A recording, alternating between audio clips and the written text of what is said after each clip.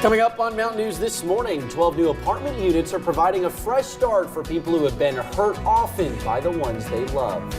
And a school bathroom bill is again filed in the Kentucky legislature that would require students to use the bathroom and locker rooms that align with their biological sex. Plus, a southern Kentucky mother was arrested, accused of endangering her children after a 4-year-old was found wandering outside alone. Dedicated to eastern and southern Kentucky, this is WYMT Mountain News This Morning.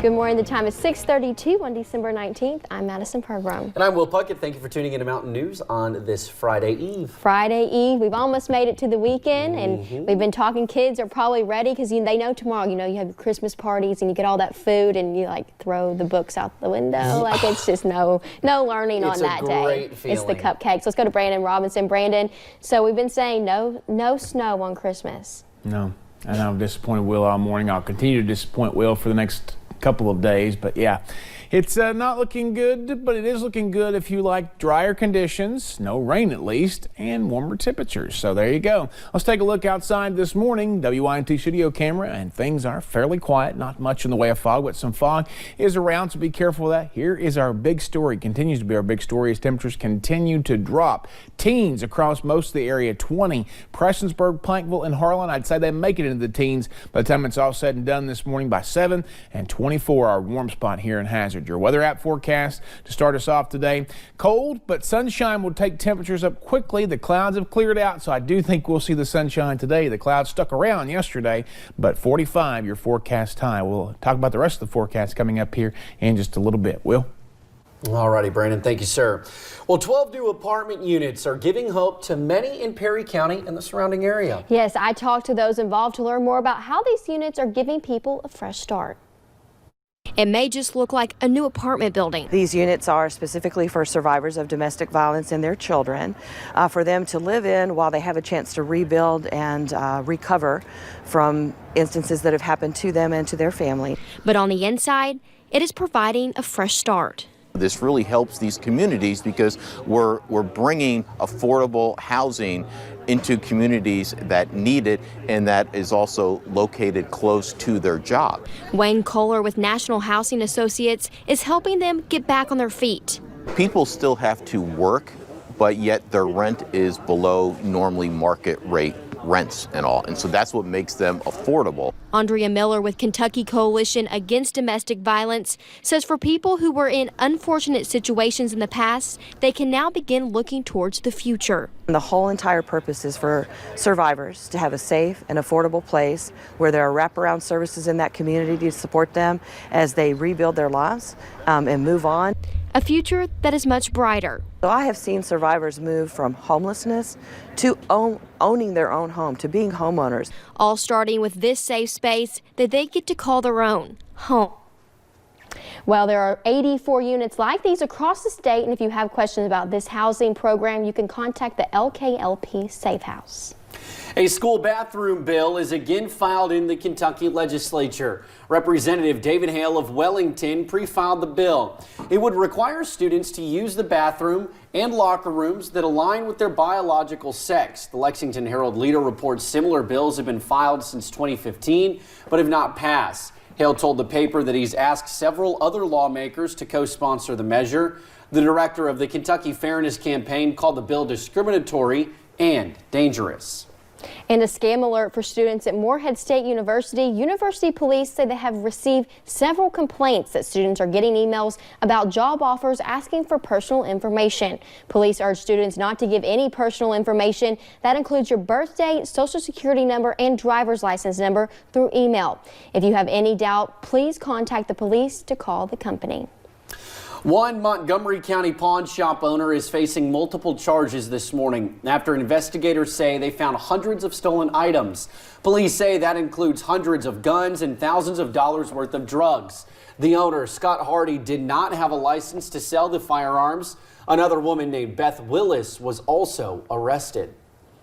And on Tuesday, we told you about 15 horses shot and killed in Floyd County and what is being called one of the worst cases of animal cruelty in the county. The story devastated Megan Goebel enough so that she's added $200 to the reward. An animal lover and owner of a local animal salon, she posted a plea to Facebook looking for whoever did this. The post and several others have been shared tens of thousands of times, an outpouring of support not just for local businesses, but for people across the county. This morning I woke up to 13,000 shares and my phone has not stopped. You know, we think of the bad of the person who did this, but man, you see so many good people wanting to help. The reward is at least $3,000 and donations are still coming in. Sheriff Hunt says they are working to set up an account so that if something happens and the reward is not needed, people can get their money back. They will be going back later today for more evidence. Well, early Saturday morning, 32-year-old Jonathan Cleary of Pikeville was struck and killed by a car along US 23. Yesterday, his funeral service was held where family members sought closure. WYMT's Lacey Roberts spoke with family who just wants answers as to what happened as they remember his life. So go rest high on that mountain. At first glance, broad-shouldered, tattoos all over. He wasn't scary. He was amazing in so many ways. his appearance did not define who he was. He was a wonderful father. I mean, he loved his kids. He was funny as can be. Cleary, a father of 7, was engaged to his fiancée Bridget Priest. Their wedding set for next fall. A few months ago when he proposed with a gummy bear ring and had the actual ring in his back pocket. And now the house is silent. Able to laugh through the pain, a family remembers their son, brother, and soulmate. If you're sitting there right now, he would have done joked with us about something with somebody in here. Well, I had you laughing. He would have just talked, he would have done had somebody in here laughing. But with no answers, the family struggles to cope with his death. All of his presents are still under the tree at the house, and the kids can't understand where he's at. Everybody says they love, if they need anything, they, let them know. I need my brother. It's the only thing I need. In Belfry, I could see. Lacey Roberts, WYMT Mountain News. Police say a juvenile hit Cleary and they do not expect charges to be filed at this time. Well, Kentucky State Police say they found the body of a man swept away in floodwaters in Greenup County. Investigators were called out to State Route 2 and Kentucky 7 in the Lode community on Tuesday. After searching the area, troopers found a vehicle in a heavily flooded field. They later found 50-year-old David Rice. State police say Rice tried to cross the flooded part of a road and was swept away in the fast-moving water. Police say Rice got out of his car and tried to swim to safety before disappearing in that water. And police in Whitley County are searching for a group of theft suspects accused of stealing thousands in merchandise. Police say it happened early Wednesday morning at the Walmart in Williamsburg. 3 people allegedly worked together to steal around $5,000 worth of items. The group is apparently close to stealing another $5,000 in merchandise before leaving. The suspects took off in a black Nissan with the Florida registration plate. A little boy found wandering through the water and on the side of a highway in Knox County. The 4-year-old was found just after midnight Tuesday morning on Kentucky Highway 11. According to a police citation, 29-year-old Jennifer Tritt left the boy and a 9-year-old sibling at home to give a friend a ride. Police say an older man was at the home but was unable to care for the 2 children. The Knox County Sheriff's Office says after the 4-year-old was found, his sibling and that man were found sleeping at home. That little 4-year-old, let's say she'd have got back home. And she, might have thought he'd been asleep. She might have went to bed herself, not knowing he snuck out of the house and gone. Social services were called to take custody of the children. Tritt is charged with 2 counts of endangering the welfare of a minor and wanton endangerment.